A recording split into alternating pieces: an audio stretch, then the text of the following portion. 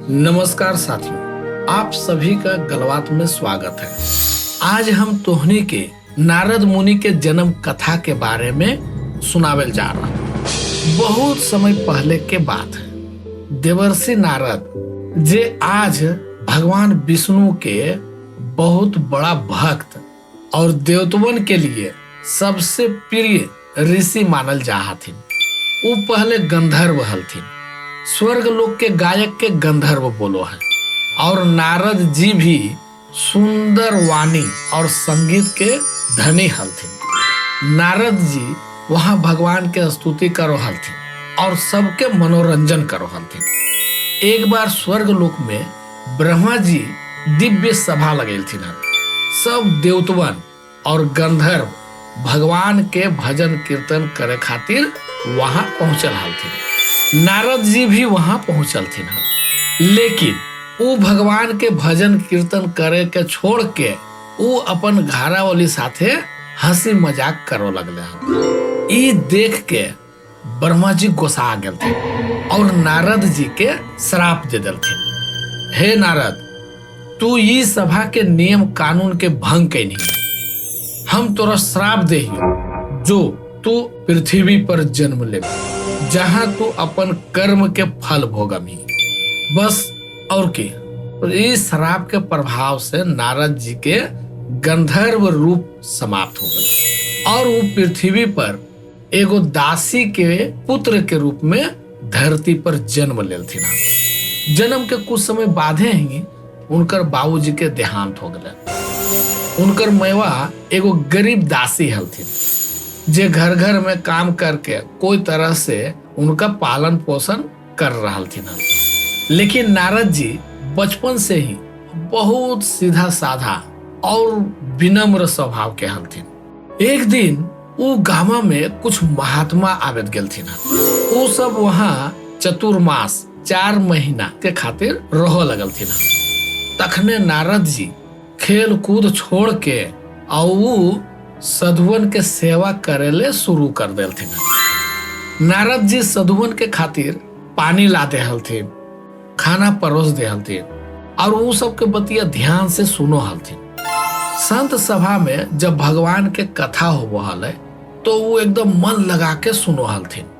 वो सब महात्मा जी नारद जी के ये सब काम धाम देख के बहुत खुश होलथिन और उनका भगवान के नाम जपेले और ध्यान लगावे के खातिर उपदेश देलथिन। एहे तरह से दिन कटो लगले और कुछ दिन के बाद एक दिन की होले कि अचानक एगो सांप कने से आके उनकर मैवा के डस लगे और तखनिए ओकर मैवा मर गेलथिन। मैवा के मरे के बाद अब नारद जी पूरा एकदम अकेले रह गेलथिन। लेकिन नारद जी ये सब भगवान के इच्छा मान के सब स्वीकार कर लेते।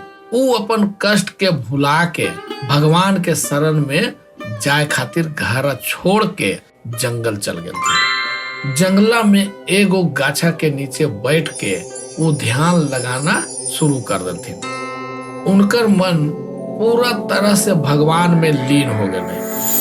भगवान विष्णु उनकर भक्ति से बहुत खुश हो गए और उनकर दिल में कुछ देरी खातिर प्रकट होते। नारद जी जब अपन भगवान के दिव्य रूप में देखलथिन तब उनकर अखिया से लोरा बहो लगले। लेकिन फिर कुछ देरी में भगवान गायब हो गलथिन और वो फिर से ध्यान लगा के भगवान के देखे खातिर पूरा कोशिश करो लगलथिन। लेकिन फिर उनकर कोई दर्शन नहीं होले। तखनिए आकाशवाणी होले, हे वत्स, ई जन्म में अब तू हमरा नहीं देखो सकबी, लेकिन अगला जन्म में तू हमर साथी के रूप में हमरा पैबी। ई दिव्य वाणी सुन के नारद जी अपन जीवन के पूरा तरह से भगवान के समर्पित कर देते। जब उनकर नश्वर देहिया समाप्त हो गए तब उनकर आत्मा ब्रह्मा जी के मानस पुत्र के रूप में प्रकट होते। अब वो एक खाली गंधर्व नहीं रहा थी, बल्कि वो देवर्षि नारद जी बन गए थे। तीनों लोक में घूरे वाला, भगवान के गुण गावे वाला और भगवान के भक्त लोग के सहायता करे वाला बन गए थी। देवर्षि नारद भक्त ध्रुव, प्रहलाद और अम्बरीश इस सब के भक्ति के मार्ग देखे थी।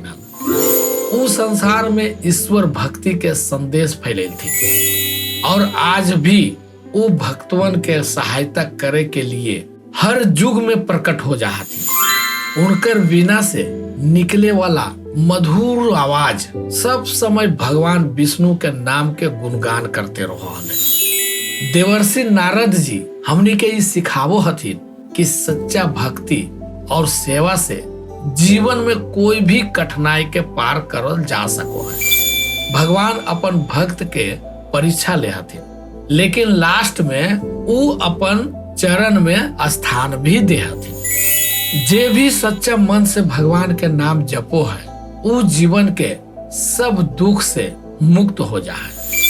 नारायण नारायण। तो साथियों, आशा है कि ई गलवतिया अच्छा लगलो। फिर मिलवो अगला गलबात में। गलबात गांव के बोली, दिल के बात। धन्यवाद। बिहार के आंचलिक भाषा में यह कहानी अगर आपको अच्छी लगी हो तो इस चैनल को सब्सक्राइब करें और दोस्तों के साथ शेयर करें और अगली कहानी के लिए इंतजार करें। धन्यवाद।